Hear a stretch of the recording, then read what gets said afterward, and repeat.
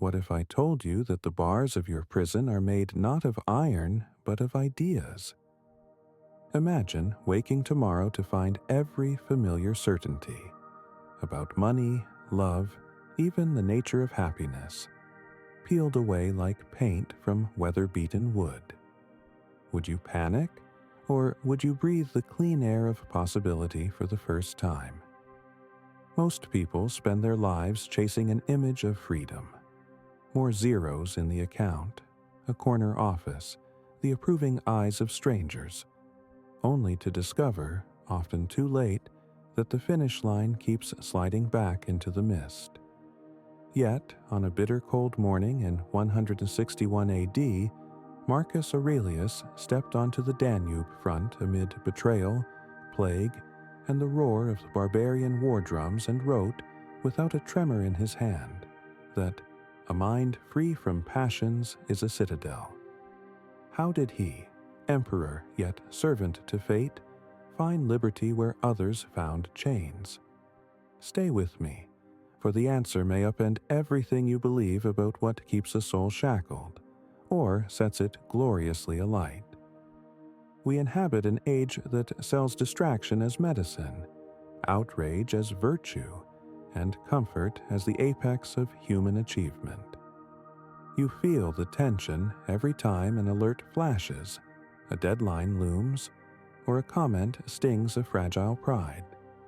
Political storms howling on the screen, bills breeding on the kitchen table, the uneasy knowledge that time is draining through your fingers. These are the weights you shoulder. But what if those weights, heavy as they feel, are nothing beside the invisible ballast of unexamined beliefs? Each unquestioned assumption is a lead plate sewn into the lining of your coat. Walk far enough and the coat will pull you under. Strip it off, and even hostile winds become a kind of dance partner rather than an executioner. There is a map, etched long before power lines carved the horizon, pointing toward a freedom no market crash can confiscate. Stoicism sketches the broad strokes: control what is yours, accept what is not, live in accordance with virtue. But it is only the first contour on a wider philosophical terrain. Buddhism whispers about non-attachment, existentialism about courageous choice, Taoism about yielding like water. Each voice, though born in a different century and tongue, converges upon one truth. Liberty is an interior state, forged in the furnace of disciplined thought. By the end of our time together, you will carry practical methods, tested across blood-soaked battlefields and candle-lit monasteries, to sever the bonds of 14 common beliefs that masquerade as wisdom. Why listen to me? I have walked through winter and seen the bones of many grand ideas bleaching in the frost. Decades spent studying scrolls and modern treatises alike matter little unless the words survive the hammer blows of real sorrow, real failure, real longing. I have buried friends, squandered opportunities, and stood under the quiet stars, wondering whether any of it meant anything at all. It was in those midnight reckonings that Stoicism ceased to be an academic pastime and became a lifeline. What I share is distilled not only from Marcus, Seneca, or Epictetus, but from the laboratory of fallible flesh and stubborn hope. Here is our path. First, a swift dismantling of 5 seductive myths, beliefs so deeply woven into our culture you scarcely notice their tug. We will lay bare their roots, test them against Stoic principle, reinforce the insight with threads from complementary traditions, and replace each one with a sturdier beam of thought. In Part 2, we shall confront the next 5 illusions, sharper and more deceptive. Part 3 will unveil the final 4, subterranean convictions that thrive in the dark, and conclude with a blueprint for daily practice, so philosophy does not die in the pages of a script, but breathes in the rhythm of your life. Enough prelude. The iron door stands ajar. Step through, and let us begin severing the first chain. Belief 1. Freedom means the absence of constraints. A man once told me he envied the eagle because it roamed wherever winds carried it, beholden to no map.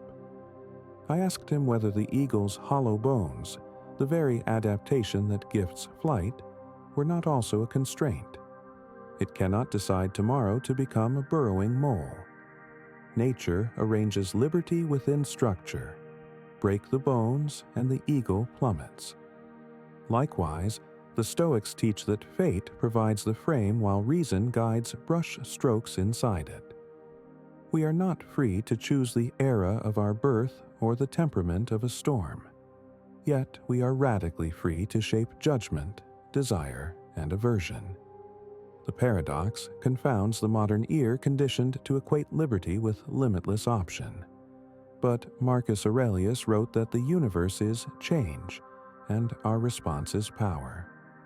True freedom is not wild motion, but disciplined agency. The capacity to aim will like an arrow regardless of wind.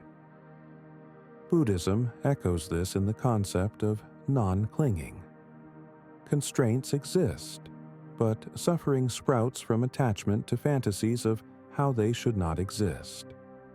When you accept the circumference of your circle and master every step within it, something astonishing occurs. The circle feels boundless, though its diameter has not shifted an inch.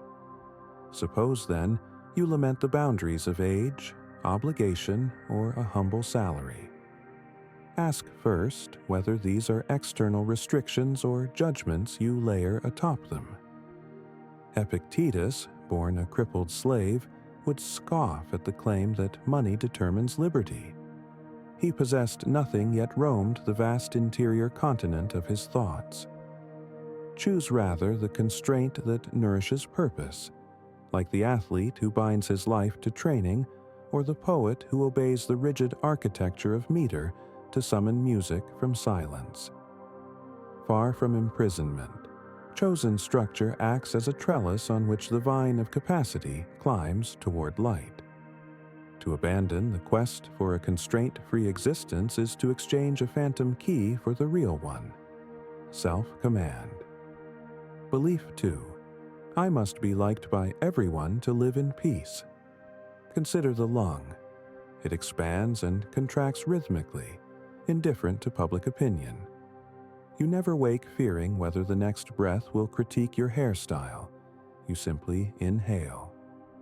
Yet the psyche, unless trained, dreads the exhale of another's disapproval more than suffocation. Social validation once served as survival currency in tribal bands. Exile meant peril. In the modern city, a stranger's frown at a traffic light triggers the same ancestral circuitry, and we mistake the chemical rumble for a moral verdict. The Stoics prescribe a stark remedy. Remember that other minds are sovereign realms whose weather you cannot commandeer. It is not things but opinions about things that trouble men, wrote Epictetus. Extend the logic, and it is not other people but our opinion of their opinion that rattles the cage. Seneca advises rehearsing scorn so its sting fades. Envision boos from the balcony, a friend's raised brow, a silent room after your confession. Then strip each scene of narrative drama until only neutral data remains. Buddhist metta meditation advances a gentler road, cultivating unconditional goodwill toward critics and allies alike, dissolving the compulsion to barter kindness for applause. Combine the two. Hold yourself to the standard of virtue. Wish well to all, but tether contentment solely to actions aligned with reason. The day you walk into a crowd carrying your own verdict already stamped, "I have done my best to act with justice and courage," is the day the crowd's shifting moods lose legislative power over your heart. Belief. 3. Success is measured by wealth and status.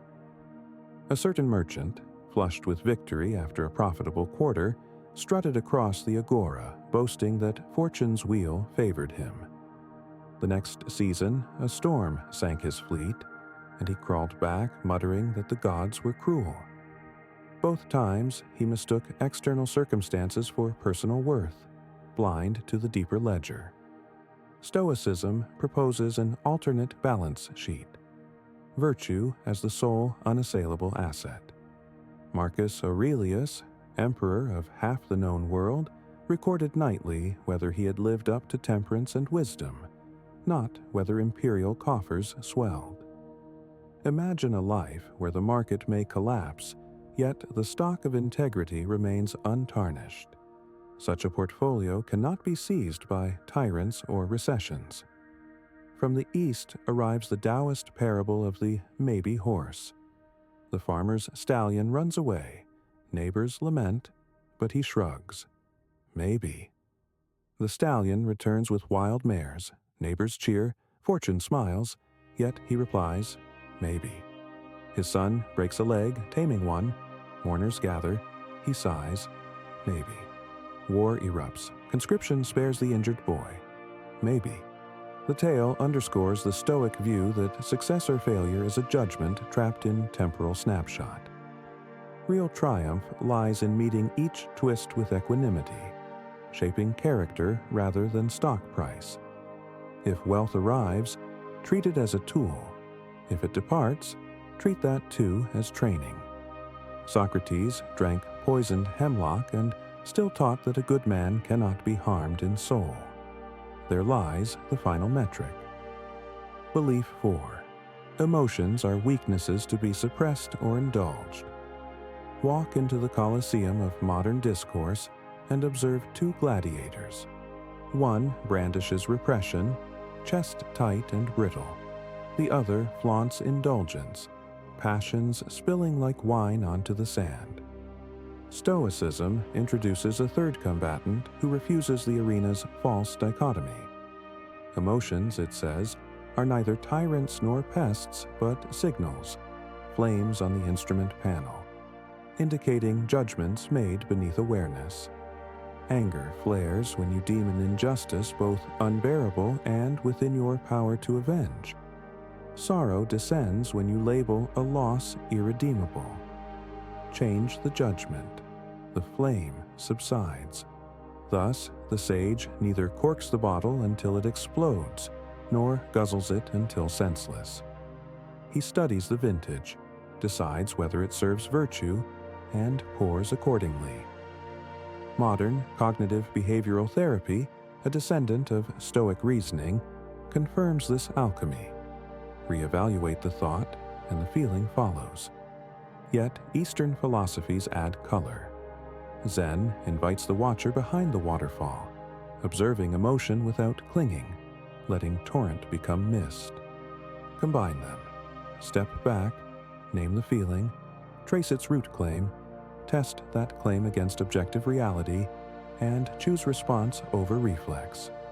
You will discover emotions not as shackles, but as wind. Dangerous when unmoored, life-giving when harnessed to the sail of reason. Belief 5. The past defines my future. Picture a blacksmith's forge. Yesterday's hammer strike cannot be unstruck, yet each new blow reshapes the metal. Many lug their past like rusted chains, reciting old failures as prophecy. The Stoics counter with the discipline of ascent. Only the present judgment lies within reach. Marcus wrote, "The impediment to action advances action," meaning scars can furnish grip for the climb if one decides they shall.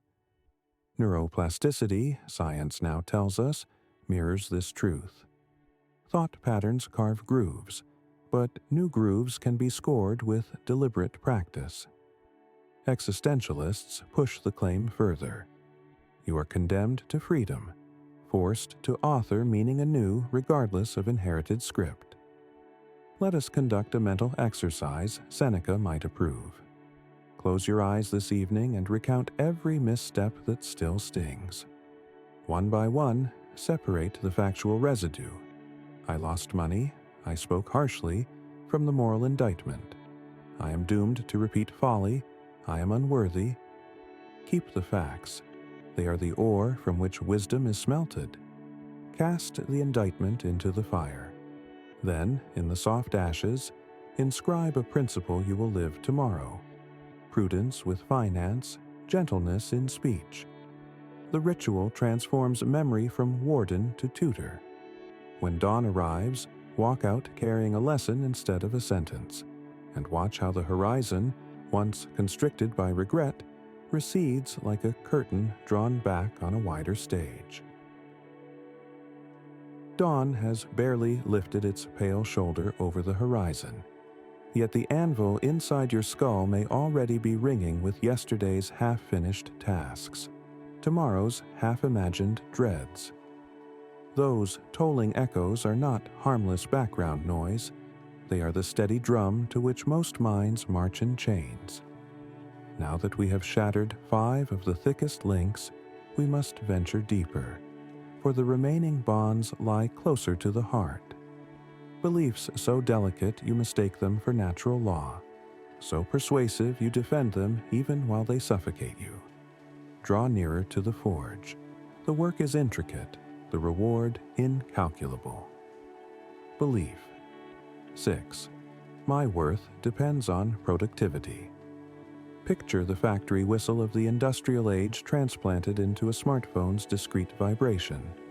We rise, we swipe, we track steps and measure minutes in a ceaseless audit of output.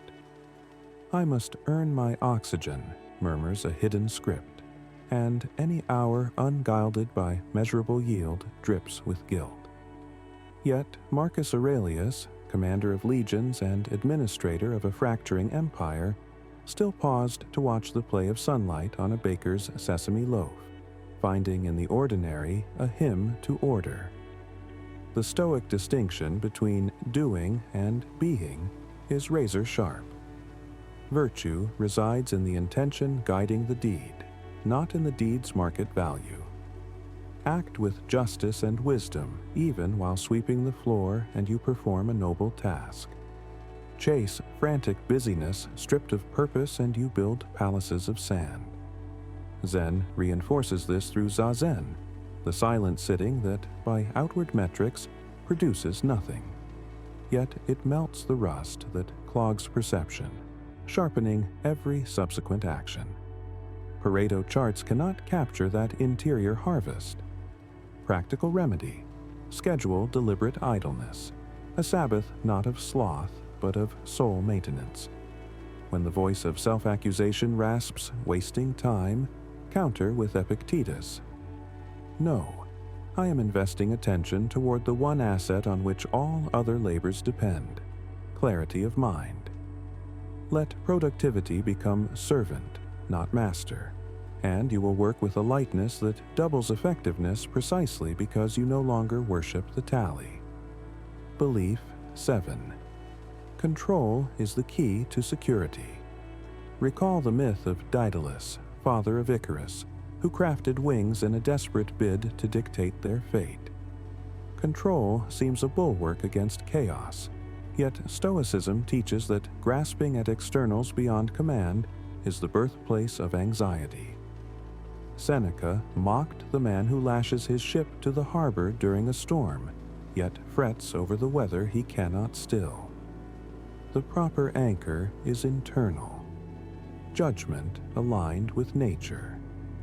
In modern terms, we confuse risk management dashboards with invulnerability, insurance, antivirus software, retirement funds, wise tools all, but they clog the arteries of peace when mistaken for guarantees. A simple practice. Each evening, list 3 elements you clutched today. Perhaps a partner's mood, traffic flow, a reputation at work. Then ask, were they truly mine to pilot? If not, rehearse a voluntary relinquishment. The Buddhists call this letting go. Stoics call it the dichotomy of control. Same medicine, different label. Over weeks you will feel something paradoxical. Surrender breeds resilience. Like a martial artist flowing with the opponent's momentum, you bend where rigid men snap. Control, redefined, becomes mastery over response. Security not as fortress walls, but as unshakable poise on shifting ground. Belief. 8. Comfort equals happiness. Modern civilization drapes its citizens in layers of convenience thick enough to muffle the pulse of life itself. Thermostats erase seasons. Food apps erase distance. Curated feeds erase boredom. Yet Marcus Aurelius marched in lice-ridden tents beside frost-numbed soldiers, and still thanked the cosmos for breath and reason enough.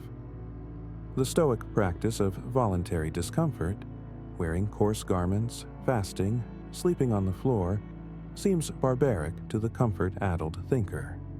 But hardship tasted by choice inoculates against hardship imposed by fate.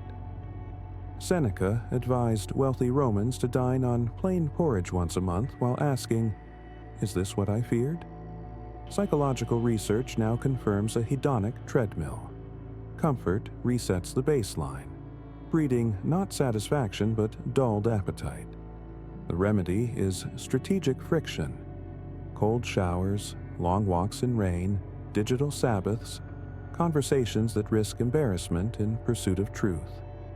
You need not become an ascetic. Sprinkle adversity like spice that awakens the tongue. Over time, ordinary comforts regain sweetness, and happiness, once shackled to external ease, roots itself in competence and gratitude.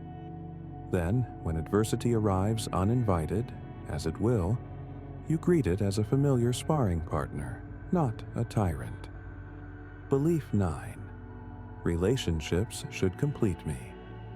From silver screen romances to the echoing lyrics of pop ballads, we drink the notion that a missing half waits somewhere to seal our cracks. This belief loads relationships with impossible freight, turning partners into deities whose smallest misstep feels like cosmic betrayal. Stoicism proposes friendship built on mutual pursuit of virtue, not on mutual extraction of validation. Marcus wrote to himself that a ruler must love even the citizens who curse him, for shared rationality binds all humans. Love, in Stoic light, is not the delirious fusion of two deficits, but the generous overflow of two self-governing souls. Attachment theory and modern psychology echo this. Anxious clingers or avoidant exiles are both haunted by the fiction that completion lies outside. A practical drill. Each dawn, engage in a brief negative visualization. Imagine the beloved distant, busy, or gone. Let grief rise like a tide, then observe its ebb, leaving gratitude glistening on the sand. Meet the real person at breakfast unburdened by psychic hunger. From Buddhism comes the concept of non-possessive loving kindness. From existentialism, the call to meet the other as a free consciousness, not an instrument. Merge these streams and discover a partnership that amplifies freedom instead of trading liberty for fleeting reassurance. Belief 10. I'll live fully once X happens. Perhaps you have dangled your aliveness on a future hook, when the mortgage is paid, when the novel is published, when the body sheds 10 stubborn pounds. This postponement trick is ancient. The Stoics labeled it the deferred life plan. Marcus warned, you could leave life right now. Let that determine what you do, say, and think. Memento mori is not morbid decor, but a compass. Its needle points relentlessly to the present. Picture a traveler so mesmerized by distant peaks that he trips over stones at his feet. Life is those stones.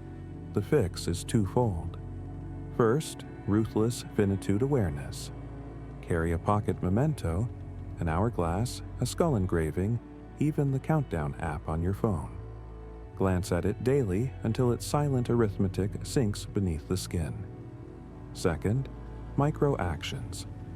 Compress any dream into the smallest executable step and perform it immediately. Instead of, "I'll start painting when I retire," buy a cheap watercolor set tonight and stain a scrap of paper. Stoic sage or modern behavioral scientist would agree. Identity is sculpted by repeated action, not by looming intentions. When you stitch presence to purpose in the fabric of every hour, the future arrives not as long-awaited salvation, but as the seamless unfolding of a life already ablaze. Now, some exciting news. Our channel now offers a members club. By joining it, you'll unlock exclusive benefits, deeper content dives, and personal insights. Join us on this journey, and let's build a meaningful life together. And I also humbly ask you to leave a comment, as it helps my channel immensely. If you do not know what to comment, just write better every day, so I know you reached this far. And don't forget to subscribe for more content like this. Also, I've linked some books on Stoicism that helped me become the man I am today, and will also help you achieve a Stoic mindset. We have now dismantled 10 of the 14 stealth captors: productivity worship, control obsession, comfort addiction, completion fantasy, and the someday mirage joined the earlier 5 upon the floor. Broken, inert. Do not rush past the debris. Study it, for therein lie the lessons of vigilance. In the final part, we will exhume the last 4 beliefs, the subtlest, coiled like roots around identity itself, and forge a daily regimen to guard the liberty you are reclaiming. Sharpen your resolve. The deepest chamber awaits, and beyond it, a sky unhindered by bars. Night has spilled its ink across the sky by the time most men pause to ask whether the day just spent was lived or merely endured. Look out your window now. See the apartment blocks aglow with blue light, each rectangle a silent confession of a life half awake. In so many of those rooms you will find a soul circling the same familiar track, driven by convictions it mistakes for gravity. We have already broken 10 such invisible laws. 4 remain. They coil nearer the marrow of identity, and severing them feels less like snapping chain and more like peeling skin. Yet peel we must, for underneath lies a core unbruised by history, unmarred by fear, and ungoverned by anything but reason's steady flame. Sit close to that fire and listen. The final lessons begin. Belief 11. Who I am is fixed and knowable. From childhood we are branded. The shy one, the troublemaker, the prodigy. The labels ossify, and soon the wearer confuses mask with bone. But contemplate the ship of Theseus. Plank by plank replaced. Is it still the same vessel? Marcus Aurelius watched his body age in the campaign tent's copper mirror and concluded that self is a river, never the same water twice. Neuroscience nods in agreement. Synapses remold with each remembered sorrow, each learned skill. The Stoic invites you to participate deliberately in that reshaping. Each dawn, declare the trait you would acquire: patience, honesty, restraint, and live the next 12 hours as though it already coursed in your veins. When weakness protests, answer with Epictetus. Practice is the mother of excellence. The scaffolding of habit hardens into architecture. Identity follows behavior, not the other way around. Reject the fossilized self-portrait, and you step into an evolving workshop where every chisel blow is choice-made flesh. Freedom blooms in the gap between the old narrative and the act that contradicts it. Belief. 12. Thoughts equal reality. Imagine a traveler waking from nightmare still gasping, as though wolves gnawed his flesh. Thoughts possess such power that sensation obeys their phantom drama. Yet the Stoics draw a bright line. Impressions arrive unbidden, but assent is ours to grant or withhold. A twinge of envy, the flicker of shame. These are the messenger at the gate. You, sentry of the mind, must decide whether to open the city. Cognitive behavioral therapy, a modern grandchild of Stoicism, files this under cognitive distancing. Name the thought. There is envy, and immediately its spell weakens. Buddhism's mindfulness likewise teaches bare attention. Observe, acknowledge, release. Combine the two disciplines and build an inner courtroom. Evidence is presented. He earned more praise than I. Cross-examined, does his praise diminish my virtue? And, if unfounded, dismissed. Over weeks, the brain adapts. Neural pathways of automatic belief wither from disuse. Reality returns to its rightful throne. External events plus chosen judgment. No longer do fear-smudged forecasts dictate action. You navigate by observable stars, not by clouds that resemble monsters. Belief 13. Moral failings are unforgivable. Guilt, properly harnessed, is a compass pointing toward repair. Untethered, it metastasizes into shame, a verdict against existence itself. Many carry the secret creed, because I once erred, I forever am erroneous. Stoicism answers with rigorous yet compassionate self-audit. Seneca confessed his irritations nightly, then forgave himself on the condition of sincere amendment. I will not venture the same slip tomorrow. Christianity echoes with the notion of metanoia, transformation of mind. Even existentialism, stern in its insistence on responsibility, grants the power to choose anew in every moment. Conduct the ritual thus. Write the transgression plainly. I betrayed a confidence. Identify the violated principle. Trust, loyalty, courage. Draft the corrective. An apology tendered, a boundary fortified, a vow articulated aloud. Then, this is crucial, close the ledger. To revisit the debt after repayment is to pay twice and learn nothing more. The act of forgiving oneself does not trivialize the wrong. It affirms faith in the faculty of moral growth. Without that faith, freedom cracks under the weight of permanent self-condemnation. With it, you stride lighter, alert not to past chains but to present duties. Belief 14. Death is the ultimate defeat. Many philosophies circle death like moths around a candle, fearing to draw too near. The Stoic walks straight into the flame and emerges tempered. Do not fear death, wrote Marcus, because it cannot be a bad thing if it is the work of nature, and what nature does cannot be bad. Yet the terror persists because imagination paints annihilation as a bandit lying in wait. To uproot that belief, contemplate two images. First, the cosmic view. Trace your lineage of atoms, born in star-furious forges billions of years past, lent to you for an eye blink, then returning to the great laboratory. Nothing is lost, only translated. Second, the ethical view.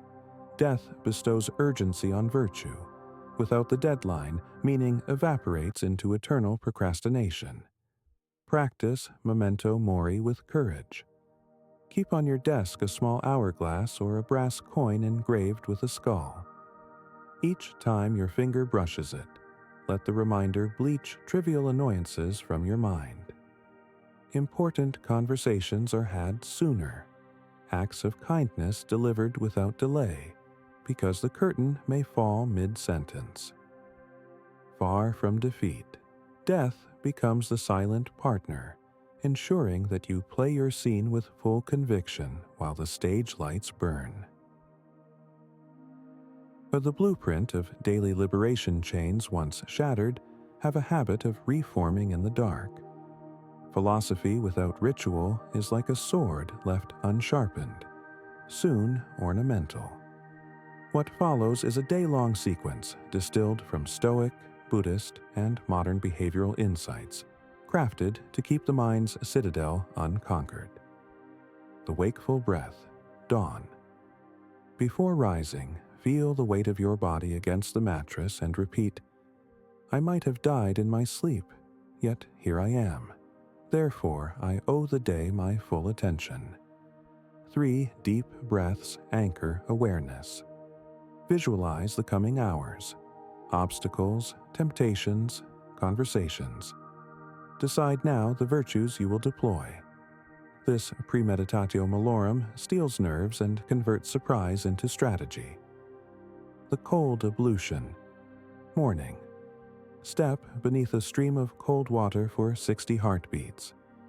Voluntary discomfort trains the nervous system to remain calm in shock and whispers to the psyche, "If I can choose hardship, unchosen hardship cannot rule me." Dry off not with haste but with deliberation. Practice presence in mundane motion. The deliberate work sprint. First labor, set a timer. 45 minutes. During that window, engage one significant task with phone exiled, browser sealed. Productivity ceases to be idle and becomes arena for focused excellence.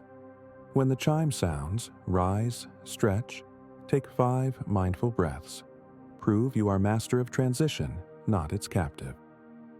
The philosopher's meal, midday. Eat simply. While chewing, recite internally one line from a thinker you admire. We become what we repeatedly do, perhaps. Let the food remind you that sustenance, not indulgence, powers virtue. End the meal a shade hungry. Appetite sharpens insight. The social rehearsal, afternoon. Anticipate a meeting, call, or chance encounter. Imagine the other person annoyed, critical, or indifferent. Feel the flicker of defensive emotion. Now rehearse the Stoic response. Courtesy unshaken. Aim fixed on justice rather than ego. Enter the real interaction with a calm already tested against the worst. Often you will find the imagined storm exceeds the actual drizzle. The sunset inventory. Dusk. When light slants gold across walls, open your journal. Divide the page. Actions aligned. Actions adrift. Note successes without vanity, missteps without self-flagellation. For each drift, script a corrective act for tomorrow. Close the book. Close the loop. Reflection becomes a compass, not a whipping post. The contemplation of vastness. Night. Step outside if possible. Gaze at one star until it crowds your entire thought space. Feel the scale. Burning spheres, trillions of miles distant, while you, a pulse of carbon, marvel. Whisper. As within, so without. Order exists, therefore peace is possible. Retire to sleep unburdened by screens or clamor, trusting that the cosmos keeps its silent rhythm without your supervision. Adhere to this scaffold for 30 days. You will notice subtle shifts. Irritations pass like birds across the window instead of nesting in the rafters. Ambitions shed desperation and grow roots in craftsmanship. Relationships thrum with reciprocity rather than hunger. Freedom, once a slogan, resolves into a texture palpable beneath each moment. Closing exhortation. I have guided you through 14 gates. Each gate was a belief, each belief a story, each story a bar across the window through which your better self strained for air. The mechanisms of removal are not mysterious. Disciplined thought, voluntary challenge, ethical clarity, relentless presence. What is rare is the will to apply them day after day, when no crowd cheers, when progress feels slower than erosion. Remember Marcus Aurelius scribbling by candle stub while plague gnawed his legions. Remember Seneca composing serenity letters under Nero's unpredictable gaze. Remember the nameless monk sweeping a monastery floor whose dust motes glimmer like galaxies in afternoon sun. Freedom is not awarded by circumstance. It is practiced, reclaimed, practiced again. Perhaps tomorrow catastrophe will knock. The market may fold, love may falter, a doctor may frown at an X-ray. When that hour arrives, ask not for lighter burdens but for stronger shoulders. Shoulders you have forged in advance through the disciplines described. Then, even as towers crumble around you, a stranger may glimpse your steadiness and wonder aloud. How can a man remain free amid such ruin? And you will smile, remembering this very conversation, and answer, because freedom was never outside these walls. It was the space between a thought and my ascent, the gap where choice lives, and I guard that ground like a king. Go now. The world clamors, storms gather, history tightens and unravels. Walk into the tumult wearing the invisible armor of examined belief, and wherever your footfalls land, that ground becomes liberated territory. Now, if any part of this message has been helpful to you, leave us your like and comment, helping the algorithm recommend it to someone who needs it at this time. Don't forget to subscribe so you don't miss new videos. And if you look through the videos we've already uploaded, you're sure to find something to take with you. Have a good day.